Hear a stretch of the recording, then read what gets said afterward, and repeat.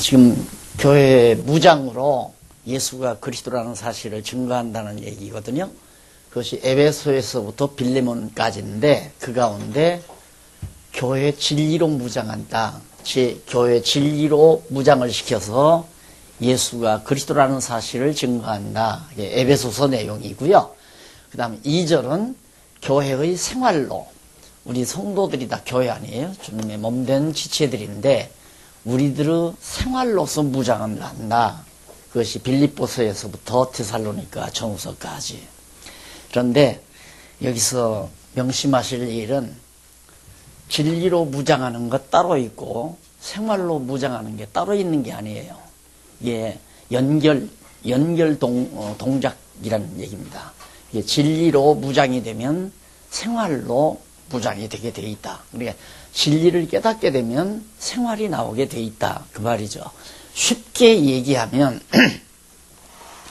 저기 바로 앞에 우리 잔디밭에 한 중 가운데 거기 5m만 파고 들어가면 일본 사람들이 가지고 가지 못하고 묻어놓은 금괴가 그 안에 묻어 있다. 네, 안 믿을 거 아니에요. 그럼 묻어 있으면 네가 캐가지고 왜 안 캐가느냐?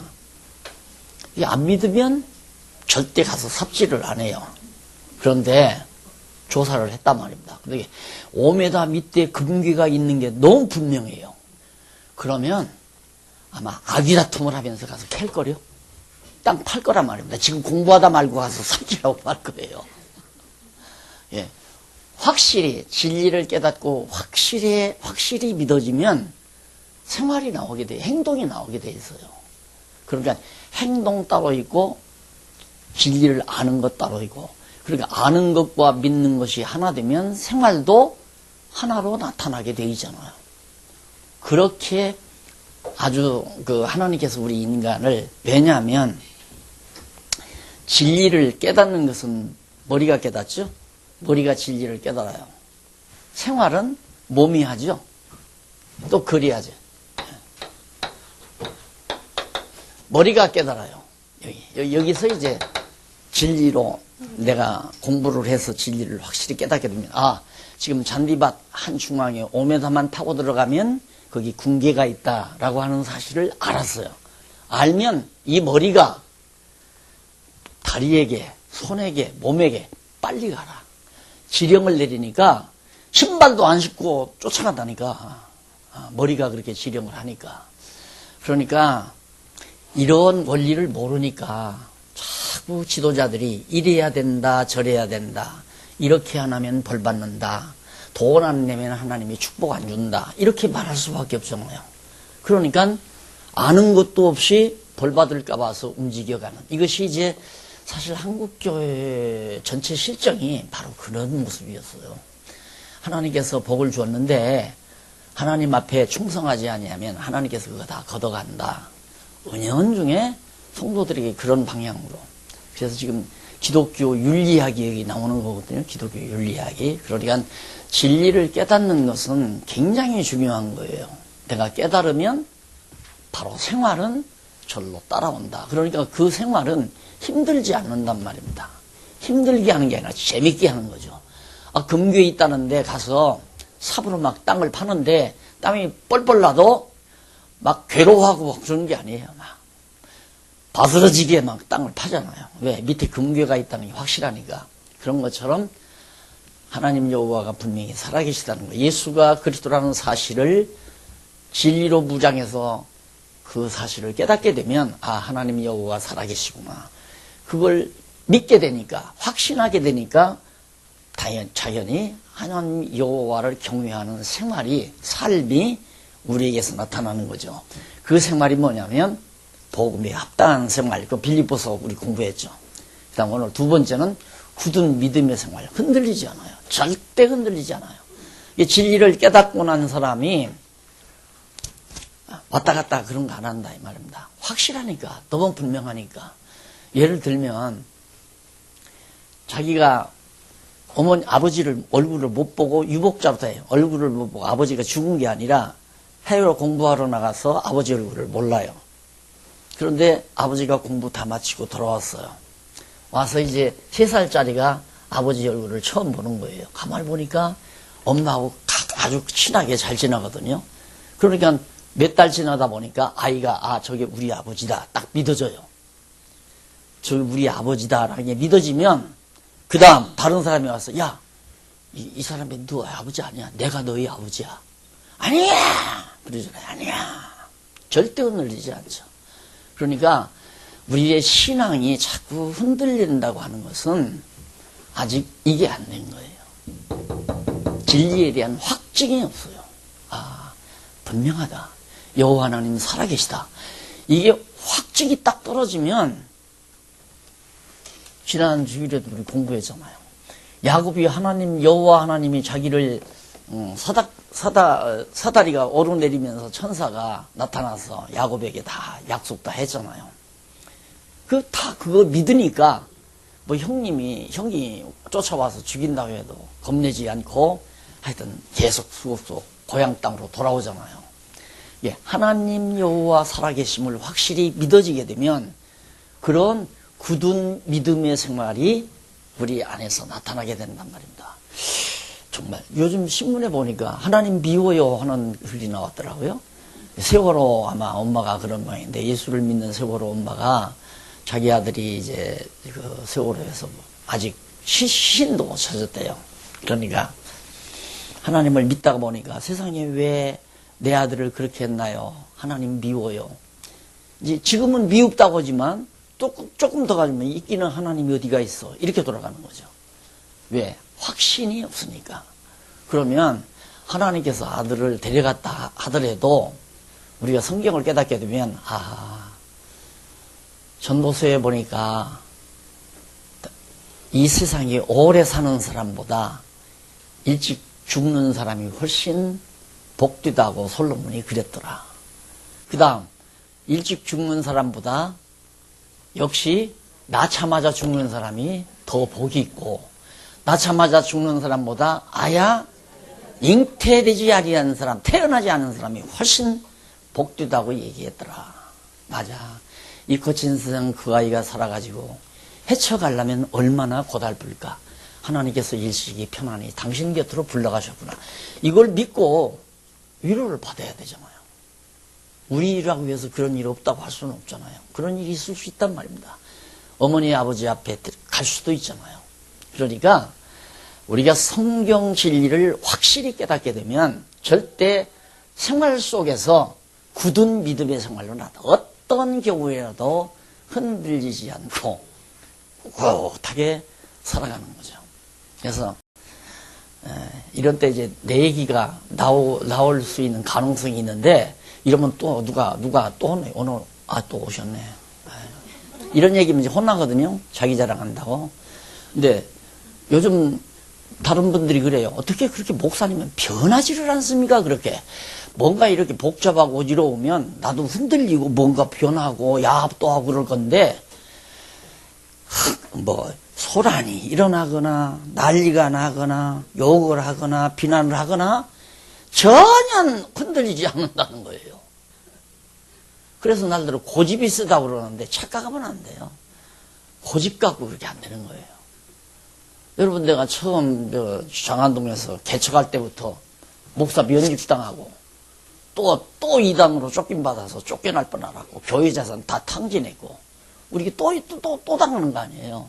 그거 당연히 올 수 있는 일이고 하나님께서 우리를 더 경고케 한다는 게 너무 분명하니까 나는 그게 확실하니까 잘 된다.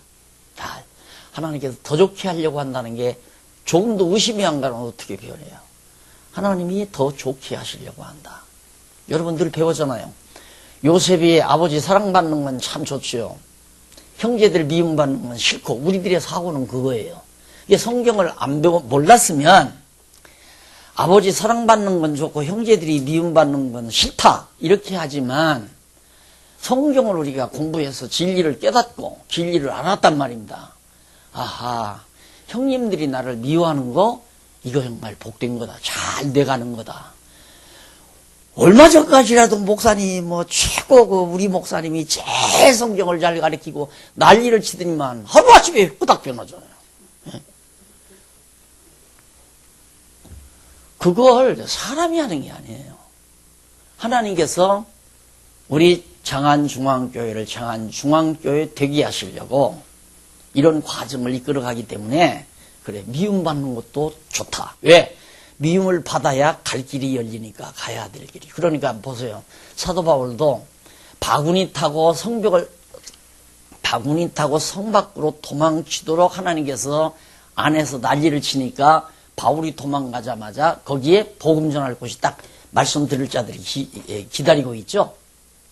그래서 참 눈으로 보는 게 너무 많은 게 뭐냐면, 아니 지금 집안은 지금 막 시끄러워 난리가 났는데 다음 주간부터 다 나가는 거 다 알잖아요.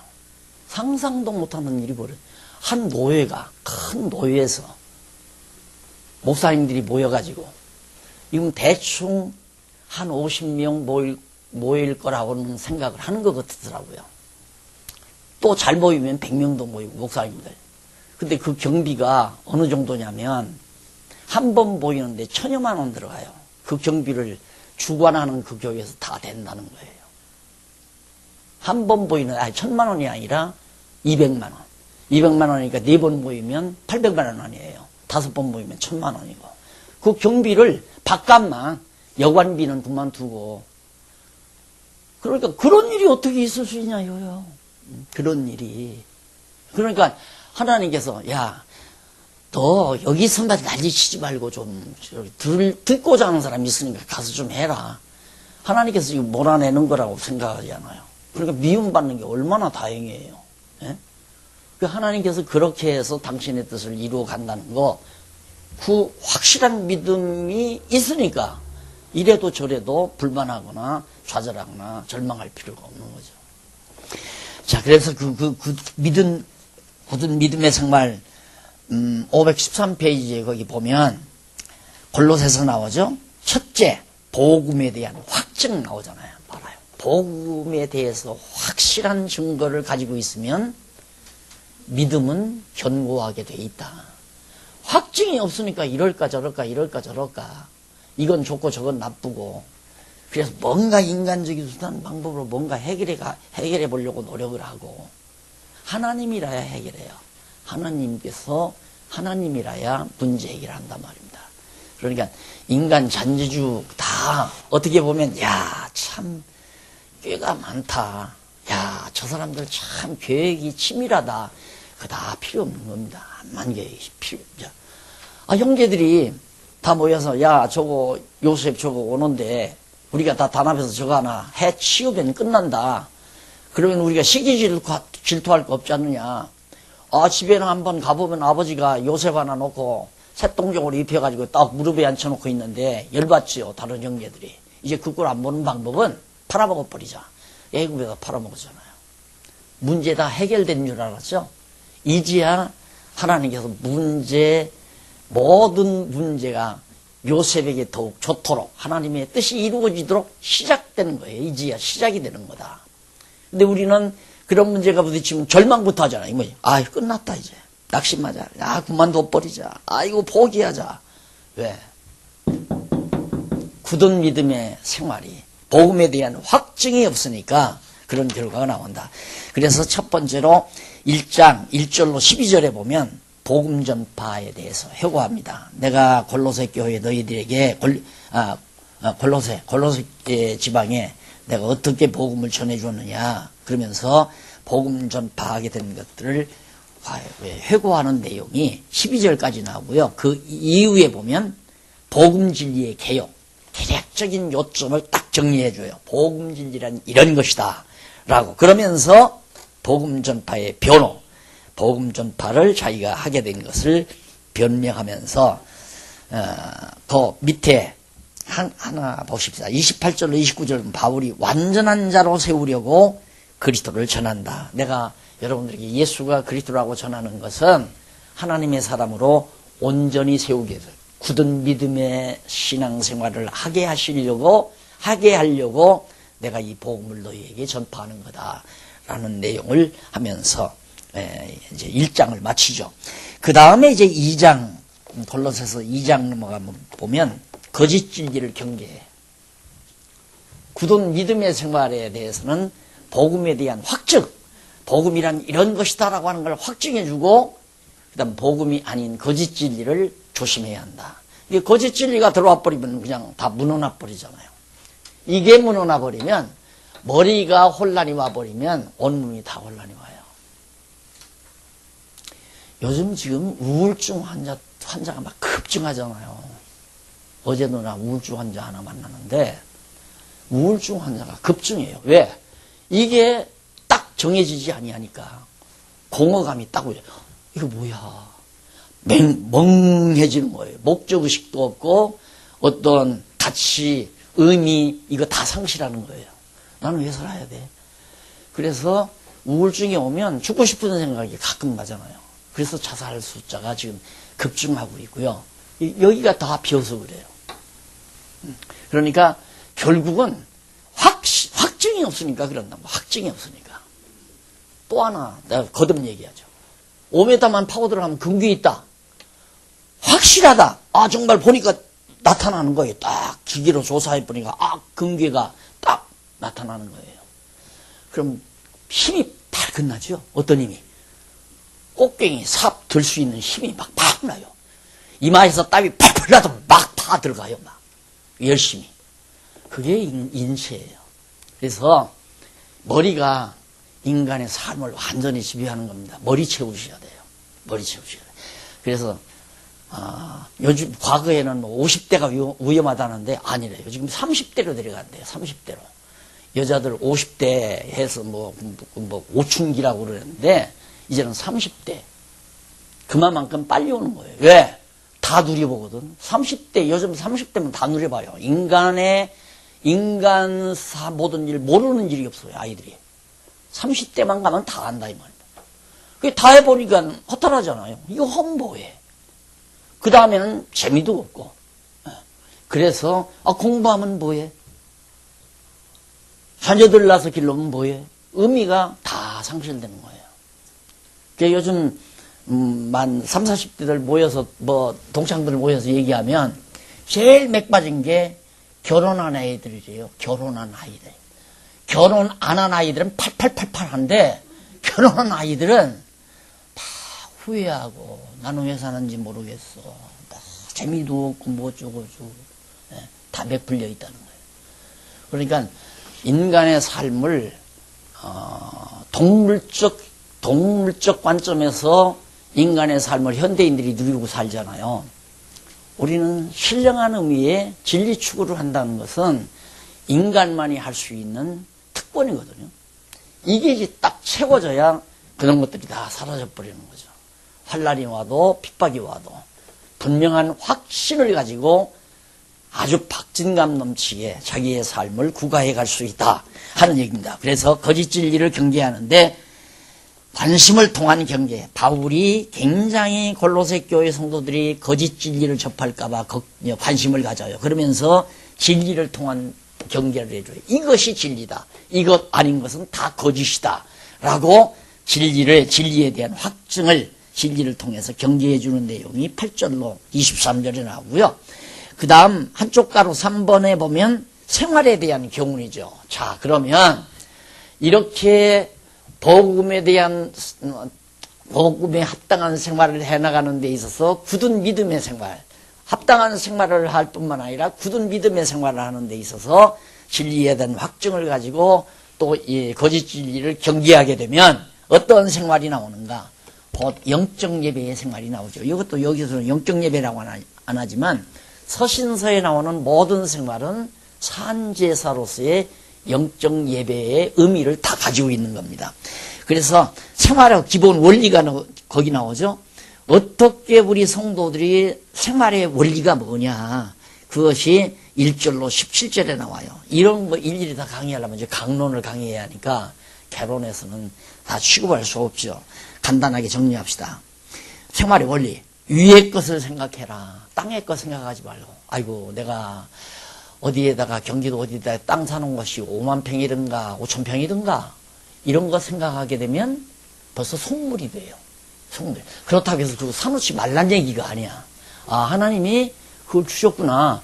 하나님께서 뭐 하라고 경기도에다가 5,000평 사놓게 했나? 하나님을 전제하고 늘 생각해야 하는데, 아, 내 친구는, 야, 20만 평 사놨다는데 나는 겨우 5,000평밖에 못 사놨으니까, 이때부터는 이제 어떻게? 그렇게 생각하게 되면 열받는 거죠. 그 다음에 열받으니까 당신은 뭐 하느라고 돈을 못 벌어가지고 내 친구는 20만 평 사놨다는데 당신은 겨우 5,000평이냐. 이쯤 가면 이제 끝나는 거예요. 그래서 항상 우리는 위의 것, 영원한 것을 바라보고 목표가 이 땅의 것이 아니라. 그리고 두 번째는 땅에 있는 지체를 죽이고 옛사람을 벗어버리라는 거. 육체의 소욕을 자꾸 벗어야 된다. 그리고 택하시고 거룩하고 사랑하신 자처럼 행하라. 이게 다 성령께서 우리 안에 오셔서 해가는 일하니 어떻게? 굳은 믿음의 생활을 통하여 복음 진리에 대한 확증을 가지고 거짓 진리를 경계함으로 정말 위의 것을 생각하게 되고 육체의 모든 소욕을 죽이면서 하나님답게 거룩한 생활을 하게 되고 평강의 마음을 주장하면서 살아가게 된다. 예. 안전빵이 뭐냐? 내 지금 신앙생활에 가장 안정성이 있다고 할 때는 마음이 평온해. 마음이 평온할 때. 왜? 여기 이 마음이 평온해야 여기 열을 안 받죠. 열을 안 받는단 말입니다. 이게. 예? 이 마음이 평온하지 않으면 이게 막 업다운이 되면 열이 나요. 막 마음이 움직이게 되면 화도 나고 막 시기도 나고 질투도 나고. 그러면 이게 열 받으니까 머리가 뜨끈뜨끈하죠. 그러면 이제 멍청한 짓을 하는 거예요. 바보처럼. 그래 땅의 것 바라보고 육체의 소욕에 매달려서 살아가게 되고 마음의 평안을 잊어버리게 되고. 그것이 우리 생활의 원리다. 그래서 마음이 평안하지 아니할 때는 여호와 하나님이여 하고 잠시라도 기도를 해보세요. 그리고 공부했던 것을 다시, 그것도 억지로 되나? 공부한 거 다 잊어버렸는데 생각도 안 나. 또 생각이 나야 되죠. 예. 그래서 범사에 여호와를 인정하는 그런 삶을 통해서 생활이 이루어진다. 그래서 이제 생활로 실제 교훈도 나오고.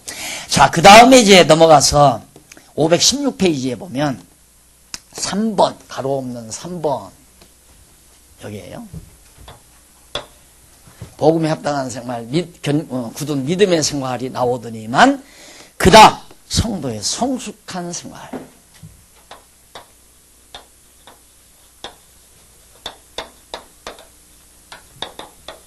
삶. 자, 복음에 합당한 생활을 하고 굳은 믿음의 생활을 하다 보니까 우리 성도들이 영적으로 성숙해 가는 거죠. 그래서 남이 나를 미워해도 그 사람을 원수처럼 생각하는 게 아니라 측은하게 생각하고 불쌍히 여기는 마음이 생기고, 그 사람과 막 대항해서 싸우려는 생각보다는 그 사람을 어떻게든지 바른 자세로 인도하려는 여유 있는 생각이 일어나는, 그게 성숙한 아이죠. 내가 얼마 전에도 우리 꼬마 아이들 예를 들었죠.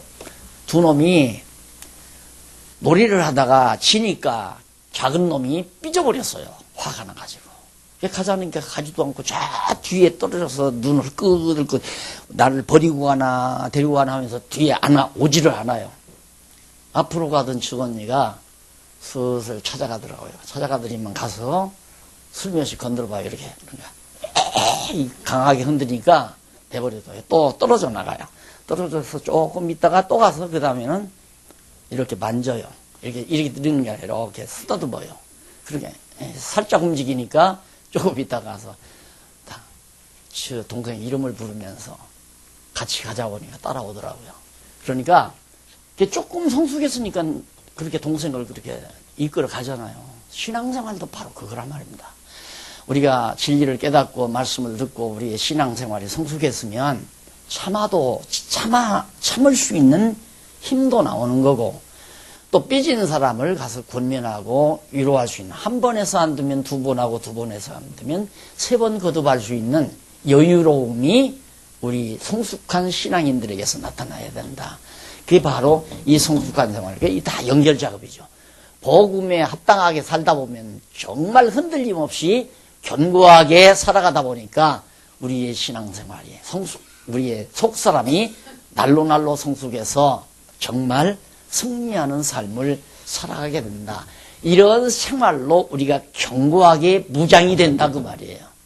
이게 내가 하는 게 아니라 성령께서 교회의 생활로 견고하게 무장시켜가지고 예수가 그리스도라는 사실을 증거해주는 내용이다. 그런 얘기입니다.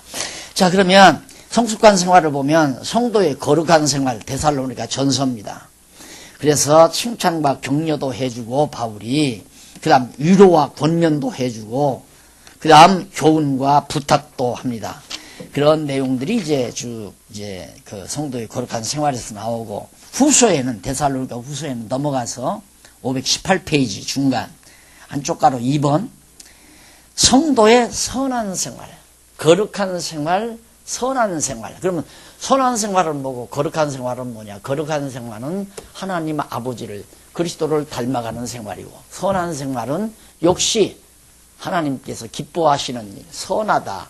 좋을 선자니에요. 이 선, 좋은 하나님이 좋아하시는 일을 행하며 사는 것. 거룩하다는 말은 하나의 속성. 하나님이 거룩한 것처럼 우리도 거룩하게 자꾸 되어져 간다. 그래서 결국 하나님이 기뻐하시는 선한 일을 우리가 행하며 살아가게 된다. 이것이 이제 생활로 딱 부장되는 거예요.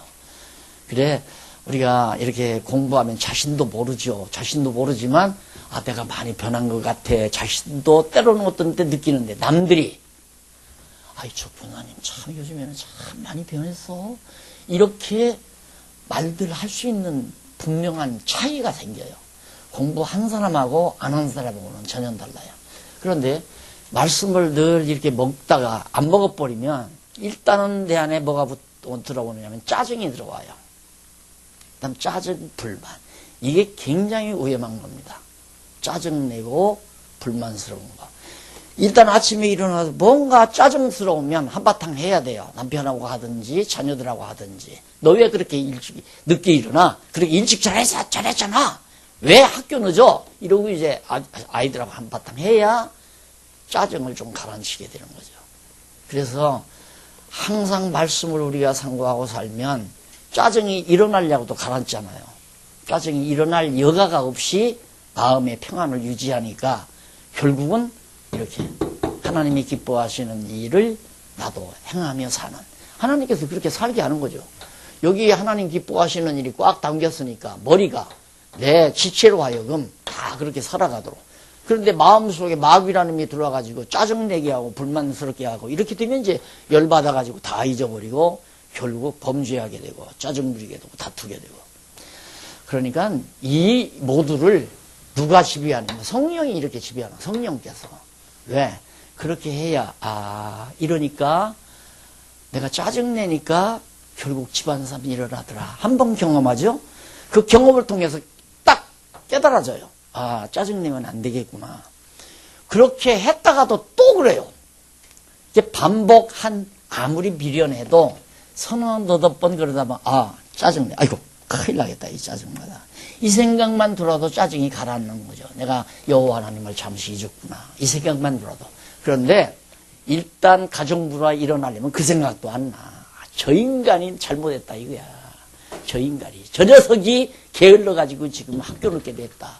전부 남에게 핑계를 대는 거예요. 나는 잘했는데 저놈이 잘못하고 나는 잘했는데 아내가 잘못했고 나는 잘했는데 누구가 잘못하고. 그래서 핑계를 전부 남에게 돌리는 것 자체가 바로 불경건한 삶을 살게 되는 원천이라는 거. 그래서 마음을 너희들이 지킬 만한 것이되 내 마음을 지키라. 왜? 생명의 근원이 이 마음에 있다 이거예요. 그러니까 사단이 여기를 유혹하는 게 아니에요. 사단이 여기를 유혹하는 게 아니라 여기를 유혹해요. 마음을 흔들어 놔요. 마음을 흔들어 놔. 그래서 여러분 동창회 갈 때 마음 견고히 가지고 가야 돼요. 동창놈이 외제 세단 끌고 와도 난 마음 절대 안 흔들린다. 나는 구닥다리 타고 가서도 절대 이것 때문에 내가 마음 안 흔들린다. 그런다고 해도 가면 보면 열받죠. 아이고 머리야 나 갈래. 같이 써봤댔자 계속 머리만 아프니까. 그러니까 동창회는 오래 못 가요. 한두 번 보이다가 다 무너져요. 왜? 동창회 왜 하느냐면 좀 돈 좀 벌고 좋은 차 탄 놈들이 그거 자랑하고 싶어서 야 우리 동창 모이자 내가 한 통 낼게 하고 소집하는 거란 말입니다. 가면 꼴사 나오니까 예? 한 번가 두 번가 그 다음에 안 가잖아요. 그래서 내 마음 지킨다고 하는 것은 뭐가 지키는가? 이 진리가 지켜요. 이 진리에 대한 확증이 딱 떨어지면 절대 아침에 차를 타고 나오는데 외제 그 아주 좋은 차를 기사가 딱 와서 퉁퉁한 사람을 딱 태우고 가니까 집사람이 날들어요. 저 사람 아마 목사인가 봐. 왜 퉁퉁한 목사인가? 왜 부러워? 아니. 별거 아닌 것 때문에 우리들이 다 흔들리잖아요. 그래서 요거 꼭 기억하십시오. 하나님께서 우리를 무장을 시켜서 진리 싸움에서 이기게 하시는데 첫째 진리로 무장하고 생활로 무장하게 해서 이런 생활이 이루어지도록 성령께서 이끌어 가신다. 이렇게 되면 그 다음 제3절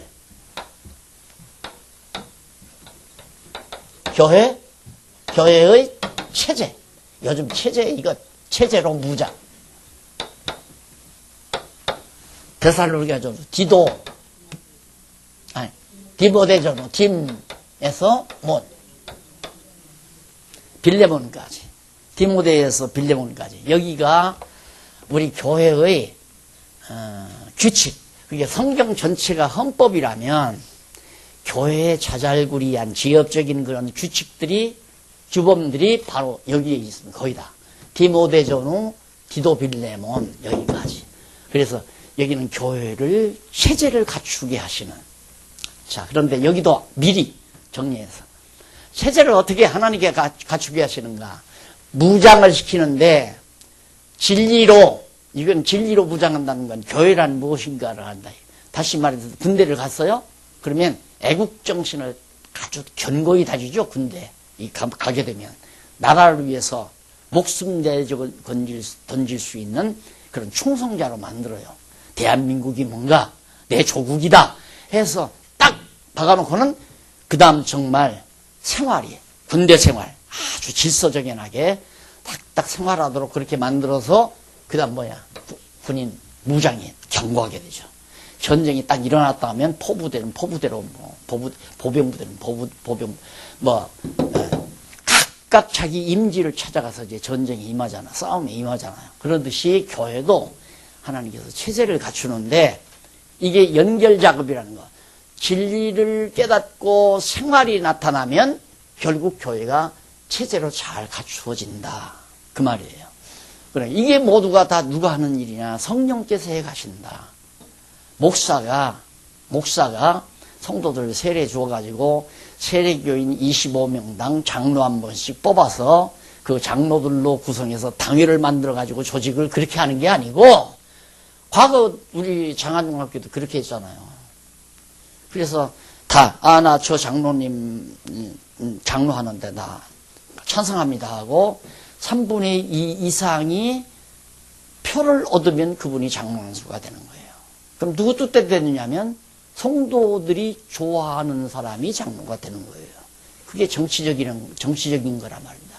그런데 우리가 지금 해나가고자 하는 체제개혁에 대한 교회 체제는 성령께서 사람이 하는 게 아니라 성령께서 진리를 깨닫게 해가지고 그렇게 성경 공부 안 할 테면 우리 교회는 의미가 없다. 내가 자꾸 말한 이유가 바로 그거예요. 성경 공부를 안 하게 되면 교회가 무엇인지를 몰라요. 교회가 뭐냐? 그러면 교회가 뭐냐? 교인들이 많이 나와서 100명이고 200명이고 1000명 나와서 돈 많이 내가지고 좋은 데다가 땅 사가지고 나도 그렇게 했으니까 지금까지 땅 사가지고 건물 이쁘게 짓고 목사는 이 목사로 들어앉고 장로님들 10여 분으로 장로님 모시고 그 다음 아주 조직적으로 행정적으로 잘 갖추어서 이래라 저래라 성도들에게 다 지시하고 아주 일사불란하게 질서 잡아서 다 이끌어가는 거. 그걸 교회라고 생각한 거예요. 그건 아니에요. 그러다 보니까 교회 안에서 서로 높은 자리에 앉으려고 난리를 치고 서로 장로가 무슨 명예인 줄 알고 벼슬인 줄 알고 서로 하려고 난리가 일어나고 그러다 보니까 선거운동도 일어나고, 뭐, 총회 같은 데는요, 몇 억씩 써요, 몇 억씩. 그래서 벌써, 예를 들어 내가 총회장이 딱, 나는, 나도, 내가 그런 건 아니지만은, 조그만 총회도 그런 일을 한다니까요. 내가 총회장을 하려면 장로님들 딱, 선거 요원으로 딱, 구성을 해요. 그럼 교회에서 특별하게 한 10억 세워가지고, 전부 방문을 해요. 총회사나 대표, 그러니까 총대 목사님들 방문을 해서 가방 하나씩 다 사서 그 안에다가 봉투 다 집어넣어가지고 선거운동을 하는 거란 말이다. 이 다음 총회에 오셔서 총회장 뽑을 때 한 표 던져주십시오. 그렇게 해서 다 총회장 되는 거 아니에요? 안 그러면 이제 막 도시에서 할 때 누가 무궁화 5개짜리를 얻어주느냐, 무궁화 3개짜리 얻어주는 사람을 찍을 거냐, 5개짜리 얻어주는 사람 찍어. 5개짜리 얻어주는 사람 찍죠, 당연히. 그게 일반 총회라 이 말이에요, 지금도. 근데 일반 성도들은 그걸 모르잖아요. 그것이 절대 아니고 잘못된 거니까 성경이 말하는 대로 이렇게 성령께서 깨닫게 하신 진리로 무장시키고 생활로 무장시키게 되면 복음에 합당한 생활이 나오고 굳은 믿음의 생활로 성도 성숙한 생활이 나오게 되면 각각 받은 은사 따라서 생활할 거 아니에요. 여기서 은사 따라 생활할 거 아니에요. 가리키는 자 가리키고, 봉사할 자 봉사하고, 섬길 자 섬기고, 또 막 어려운 도울 사람 돕고, 선교할 자 선교하고, 각각 은사 따라서 생활을 하다 보니까 그게 성숙한 생활이죠. 그러니까 아들을 예를 들어 5 나눴는데 하나는 변호사고, 하나는 의사고, 하나는 선생이고, 쭉 직업이 다 다르다 이거예요. 그러면 다 켜놓으니까 아침 먹고 다 각각 자기 직장 가서 자기 일하는 거예요. 그럴 거 아니에요.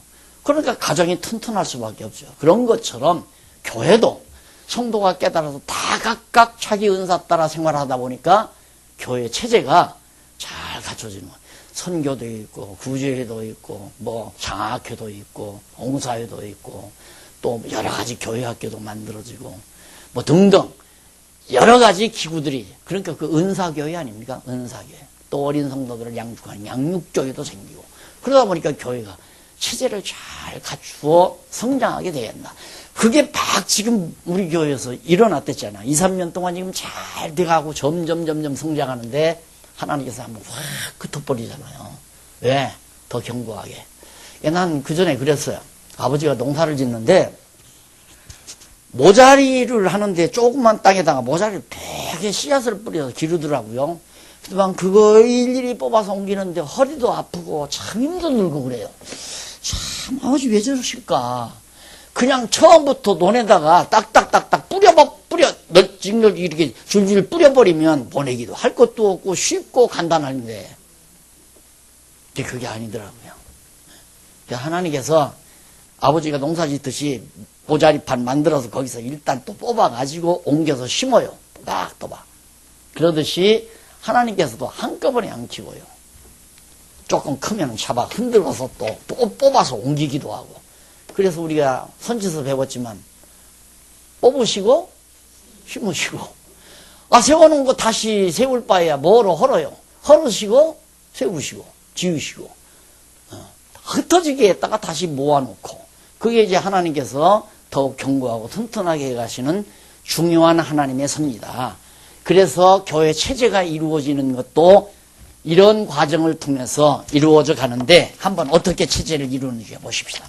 거기 보면 넘어가서 520페이지 교회의 조직과 행정 먼저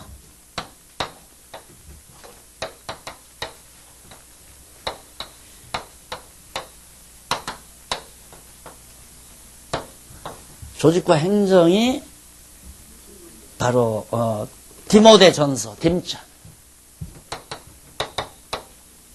디모데전서가 교회를 성령께서 어떻게 조직하고 그 조직에 의해서 어떻게 행정을 펴나가는가 그 진리가 디모데전서에 나타나 있어요. 그럼 보십시다. 먼저 교회 조직의 원칙 어떻게 하나님께서는 교회를 조직하는가. 교회 조직의 원칙. 이게 이제 김전 1장에서부터 3장 13절까지.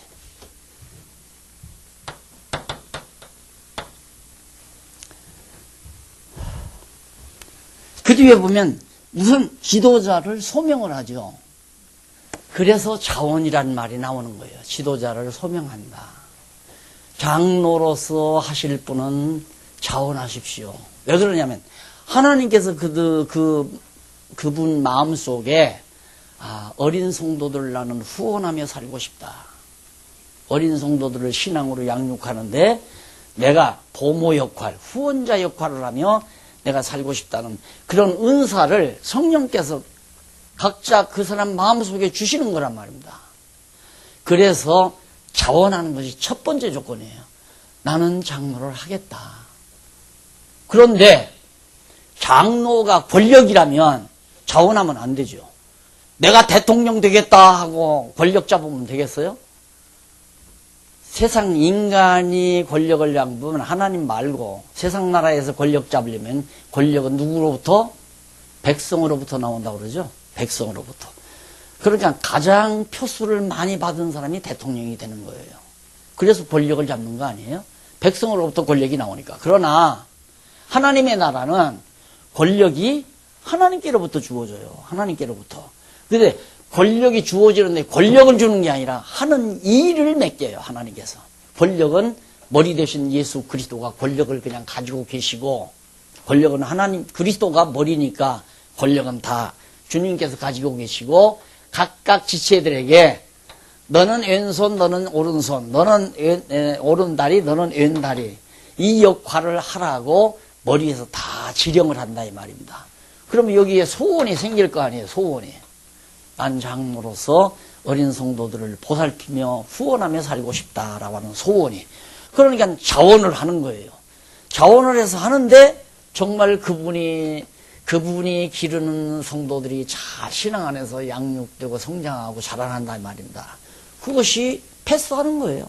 1년이고 2년이고 맡겨보면, 서리로서 맡겨보면 일을 너무 잘하고 결과가 너무 좋으면 마지막 판에 선배들이 당신 참 일 잘했어.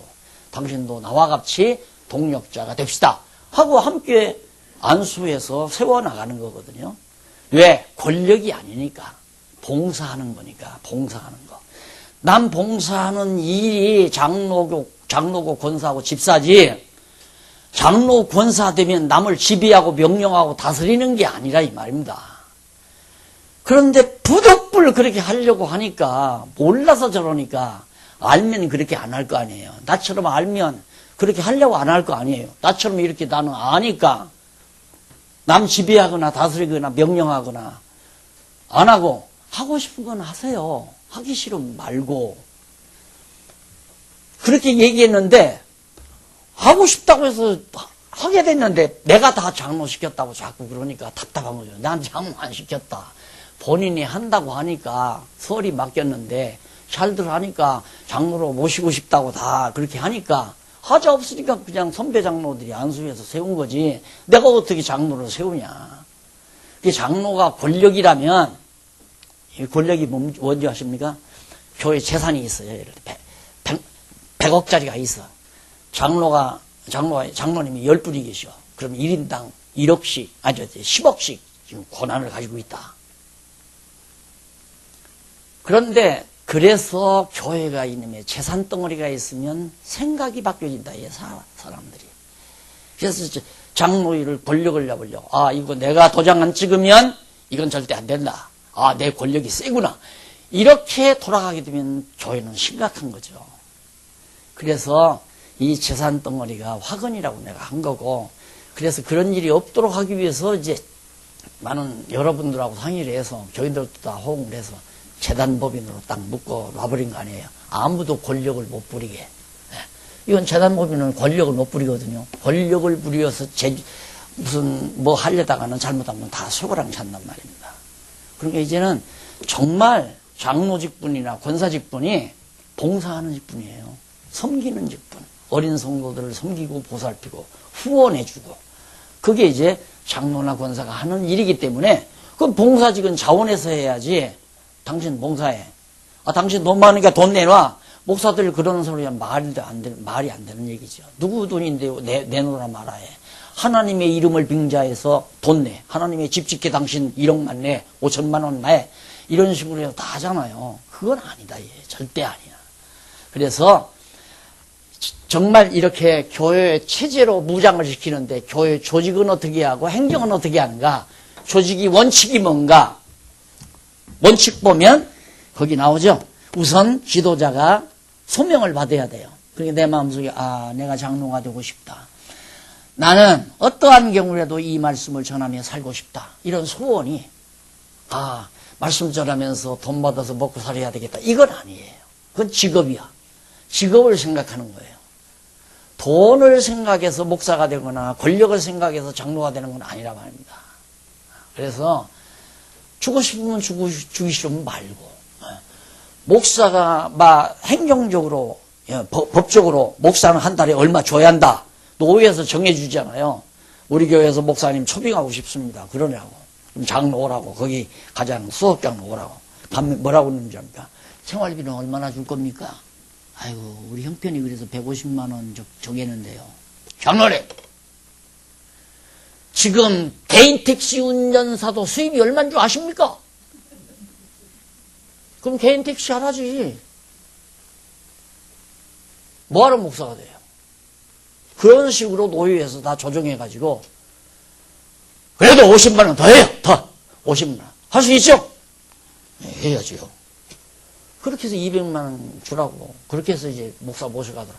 여기 목사님 계신데 그렇게 하잖아요. 네. 목사님도 그렇게 하셨나? 이거 없애야 한다 이거예요. 이건 교회가 아니에요. 절대 아니라 말입니다. 그러니까 그냥 바울처럼 열심히 말씀 전하다 보니까 바울 전하는 저 복음 사역에 나도 합력하고 싶다. 힘을 같이 하고 싶다. 바울이 장막 깁는 일을 해가면서 언제 성경 연구해서 언제 복음을 전하겠나. 내가 시간을 좀 단축시켜 드려야겠다. 그래서 이제 바울에게 선교비도 보내주고 또 협력하기 위해서 제물로서 협력해 주니까 바울이 그 선교 자금이 많이 들어올 때는 여유 있게 살지만 많이 안 들어올 때는 가난하게 살 수밖에 없잖아요. 그래서 바울이 나는 일체의 비결을 배웠다. 가난할 줄도 알고 부유할 줄도 내가 안다.